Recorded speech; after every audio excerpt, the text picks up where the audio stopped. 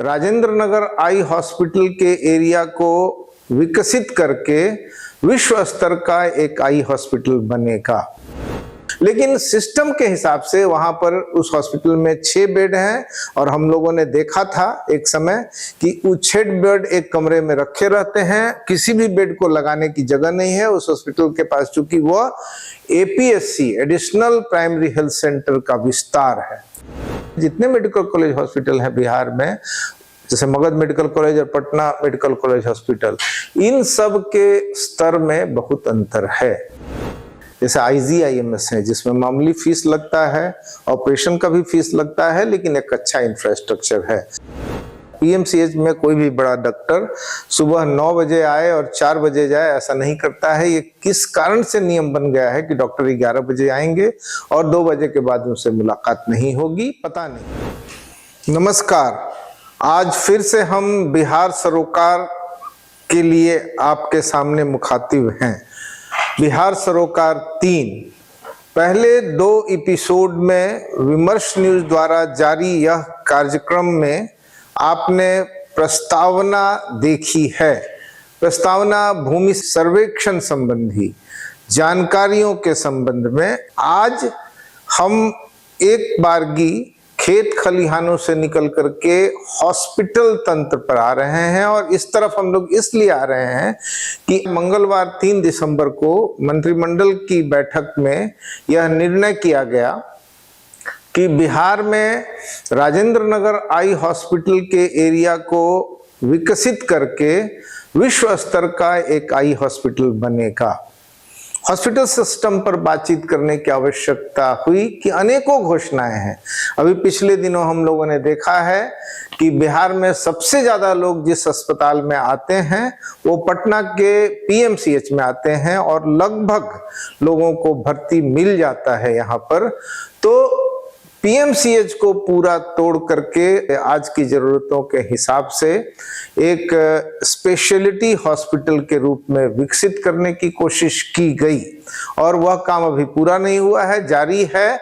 और PMCH एक गंगा पथ से, जिसको मेरिन ड्राइव पथ कहते हैं, जुड़ गया और इस तरह से ये काम अभी हमने देखा। अब हम लोगों को हॉस्पिटल सिस्टम पर विचार करना है। बिहार में primary health centre PSC block के लेवल पर है आमतौर पर, और जितने ब्लॉक हैं उनसे 1-2 संख्या फर्क पड़ता है। पटना में 1 से ज्यादा PSC हो सकते हैं। तो प्राइमरी हेल्थ सेंटर 532-533 हैं। प्राइमरी हॉस्पिटल्स में से कुछ को ही अभी 30 बेड वाला हॉस्पिटल बनाया जाना है, ज्यादातर 30 बेड के हॉस्पिटल हैं। अब ये अस्पताल कितना फंक्शनल है? जैसे हमारे दक्षिणी हिस्से में ग्रैंड ट्रंक रोड पर एक डोभी है, वहां सुपर स्पेशलिटी हॉस्पिटल नहीं है, वहां पर है PHC, लेकिन PHC में डॉक्टरों की एक फौज है और एक्सीडेंट होते रहते हैं, इसलिए हर समय कोई ना कोई डॉक्टर मिलता है। लेकिन सिस्टम के हिसाब से वहां पर उस हॉस्पिटल में 6 बेड हैं और हम लोगों ने देखा था एक समय कि वो 6 बेड एक कमरे में रखे रहते हैं, किसी भी बेड को लगाने की जगह नहीं है उस हॉस्पिटल के पास, चूंकि वह APSC additional primary health centre का विस्तार है। ठीक है, तो इस तरह से बिहार में 533 हॉस्पिटल, जहां ऑक्सीजन की व्यवस्था हो, ऑक्सीजन कंजर्वेटर हो, जहां वो सब फंक्शनल हो और हर जगह 30 बेड हो। इसके बाद 9 मेडिकल कॉलेज हॉस्पिटल हैं। इसके बाद सदर अस्पताल डिस्ट्रिक्ट लेवल पर हैं। इसके बाद सब डिवीजन लेवल पर हॉस्पिटल्स हैं, उनकी संख्या है जिलों के हिसाब से, सब डिविजन्स के हिसाब से। ठीक है, और इसके अलावे जो मेडिकल कॉलेज हॉस्पिटल हैं उसमें जैसे कि बेतिया में गवर्नमेंट मेडिकल कॉलेज हॉस्पिटल है, 125 डॉक्टर्स में से 25 डॉक्टर वहां उपलब्ध रहते हैं और वो बाहर प्रैक्टिस करते हैं। इसके बाद वहीं पर SKMCH है, Shri Krishna medical college hospital Muzaffarpur, उस कैंपस में एक बच्चों का बहुत बढ़िया हॉस्पिटल बनाया गया है और वो अभी फंक्शनल भी है, क्योंकि जब यहाँ पर लोग बड़ी संख्या में वहां पर मौत होने लगी थी तो उस समय उस हॉस्पिटल की आवश्यकता महसूस हुई थी, और जिसको चमकी रोग कहते हैं उसकी वजह से तो वहाँ एक बच्चों का हॉस्पिटल बना।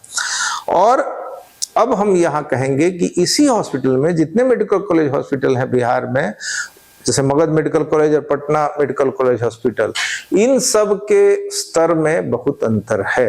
यहाँ तक कि बेतिया के गवर्नमेंट मेडिकल कॉलेज हॉस्पिटल में 500 बेड हैं और वो बने हैं, लेकिन पटना मेडिकल कॉलेज हॉस्पिटल में 250 बेड हैं। लेकिन ये जो मेडिकल कॉलेज हैं वह पीएमसीएच रेफर करने का काम करते हैं और इसके नीचे बिहार में 9 रेफरल हॉस्पिटल हैं। तो 9 रेफरल हॉस्पिटल क्या काम करते हैं, वो रेफर किए हुए मरीज प्राथमिक हेल्थ सेंटर से उनको इलाज करना है, इलाज की संरचना वहां जरूरी है। लेकिन वो क्या काम करते हैं कि वो नीचे से आने वाले मरीज को ऊपर रेफर कर देते हैं और ज्यादातर पटना रेफर कर देते हैं। तो ये हॉस्पिटल सिस्टम के बारे में विचार करते समय इन सब बातों पर ध्यान देना पड़ेगा। सुपर आई हॉस्पिटल, तो बिहार में सुपर गवर्नमेंट के द्वारा हॉस्पिटल्स हैं, जैसे IGIMS है जिसमें मामूली फीस लगता है, ऑपरेशन का भी फीस लगता है, लेकिन एक अच्छा इंफ्रास्ट्रक्चर है।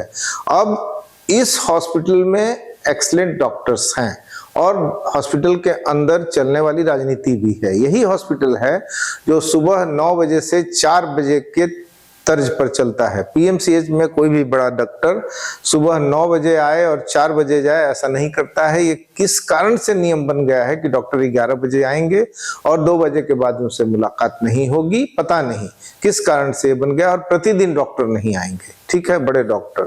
तो पीएमसीएच, हालांकि वहां पर एक इंफ्रास्ट्रक्चर है और मरीज आते हैं उनको प्रारंभिक इलाज मिलता है कि वहां जो इक्विपमेंट्स हैं जांच के वो खराब हो जाते थे, तो वहां एक पूरा इंजीनियर बहाल कर लिया गया, जिससे इक्विपमेंट सब पहले की तरफ खराब नहीं रहने लगे। तो हम ये कह रहे हैं कि हॉस्पिटल्स को दुरुस्त करना है। सबसे अंत में हम इस बात पर आते हैं कि हॉस्पिटल सिस्टम को दुरुस्त करना। इस संदर्भ में जिन अस्पतालों में डॉक्टर काम करते हैं, जैसे पटना एम्स में, IGIMS में, इसी तरह से मेडिकल कॉलेज हॉस्पिटल भी कुछ हैं जहां डॉक्टर काम करते हैं, तो इनके लिए एक एडमिनिस्ट्रेटिव स्तर पर यह परिस्थिति बनाना कि डॉक्टरों की जितनी संख्या है वो काम करें, फंक्शनल हो, केवल उनका अटेंडेंस नहीं हो और वो फंक्शनल बने। तो हॉस्टल सिस्टम का पूरा ही एक ओवरऑलिंग जरूरी है। इसके बाद जरूरी यह है कि जो आयुष अस्पताल हैं, जिसको एडिशनल PHC जितने थे उनमें से कई को आयुष अस्पताल के रूप में विकसित किया गया है। तो आयुष अस्पतालों में लोग आ सकें और लोगों को दवाइयां मिले, और इसके साथ साथ जो केंद्र सरकार के द्वारा गरीब लोगों के लिए आयुष्मान कार्ड का प्रावधान किया गया है, जिनसे उनमें साल में उन्हें गंभीर बीमारी में निश्चित रकम की सहायता मिलती है, तो लोगों को आयुष कार्ड उपलब्ध हो जाए। जो अच्छे राज्य हैं वहां आयुष कार्ड लोगों को मिल जाता है, और बिहार जैसे प्रदेश में यह काम चतुर सुजानों के हाथ में है, उनको तो मिल जाता है, आम लोग अभी भी इससे वंचित हैं। इसके बाद एक और बात अभी होगी जिससे मेरा भी संबंध है। 2.5-3 वर्षों के बाद मैं 70 वर्ष का हो जाऊंगा, और केंद्र सरकार ने घोषित कर दिया है कि 70 वर्ष के ऊपर के प्रत्येक आय वर्ग के व्यक्ति को 5 लाख रुपया तक 1 वर्ष में इलाज मुफ्त मिलेगा। तो इस तरह का एक बीमा सरकार की तरफ से सबको 70 वर्ष से ऊपर वाले सब आदमी को दिया जाएगा। लेकिन जिनकी उम्र 70 वर्ष हो गई है वो इंतजार कर रहे हैं कि कहाँ इस तरह का कार्ड बनवाना है, कैसे ये सुविधा मिलेगी। अगर गवर्नमेंट हॉस्पिटल में भी जाना है तो अगर नी रिप्लेसमेंट कराना है तो उसका बजट होता है। पटना में एम्स में नी रिप्लेसमेंट का काम बहुत अच्छा होता है। पटना के कई एम्स के कई विभाग बहुत अच्छे हैं, विश्व स्तर के हैं, लेकिन उसमें पैसा खर्च होता है। अभी मुख्यमंत्री सहायता का एक कोष है और जो लोग आवेदन करते हैं उनको इसमें से पैसा मिलता है, लेकिन आमतौर पर इसको लोग नहीं जानते हैं, इसलिए जो बड़े इलाज है जिसमें खर्च होता है वह लोग नहीं करा पाते हैं। तो मैं यहाँ ये कहना चाहता हूँ कि अगर कोई गंभीर बीमारी का इलाज करना है और उसमें पैसा शामिल है तो उसके लिए 70 वर्ष के ज्यादा उम्र के लोगों को जो कार्ड होना चाहिए वह कार्ड कहाँ बनेगा, कैसा बनेगा, इसको लेकर के अनिश्चय है।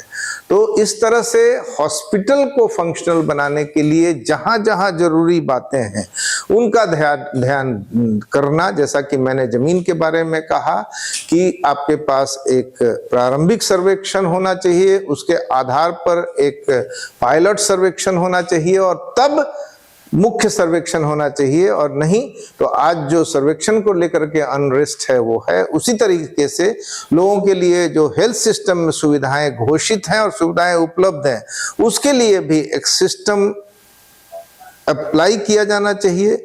ऐसा कतई नहीं होना चाहिए कि लोग पहले निजी अस्पतालों में जाकर के पैसा खर्च कर दें और उसके बाद सरकारी अस्पतालों में आए, बल्कि लोगों के लिए सहज और सुगम हो सरकारी अस्पतालों का वातावरण।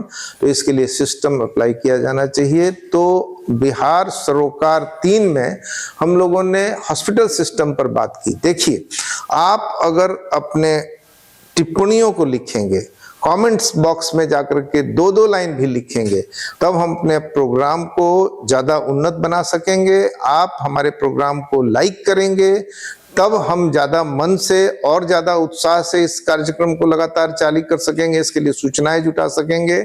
और इसके साथ साथ अगर आप सब्सक्राइब करते हैं, जिसकी शुरू में बहुत ज़रूरत होती है और जिसका जिक्र एपिसोड 1 में मैंने किया था, तो यह जरूरी है। और यह कार्यक्रम चूंकि विमर्श न्यूज द्वारा प्रस्तुत किया जा रहा है, प्रसारित किया जा रहा है, इसलिए विमर्श न्यूज को सब्सक्राइब करने, उसका बेल बटन दबाने की जरूरत है।